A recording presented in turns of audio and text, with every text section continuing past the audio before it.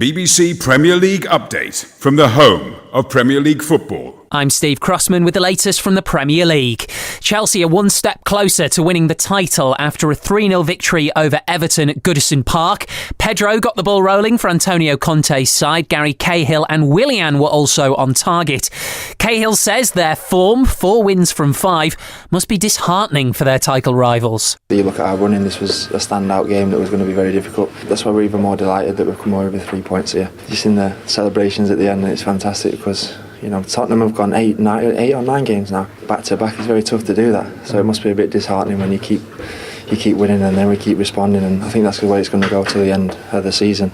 Speaking of Tottenham Hotspur, they remain 4 points behind Chelsea after their own victory on Sunday. They beat Arsenal 2-0 at White Hart Lane. It means for the first time in 22 years, Spurs will finish above their North London rivals. Goals there from Dele Alli and Harry Kane.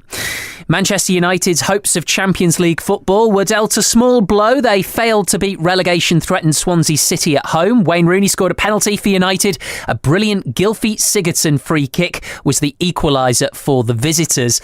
Manager Jose Mourinho says United are playing too many fixtures at the moment. They're involved in the latter stages of the Europa League, and he's not happy. If some people want to analyse the game out of the context, for sure we'll find weaknesses in our performance, but honestly you cannot do that. Honestly, you have to analyze the game in the context, and the context is the 9th match of April.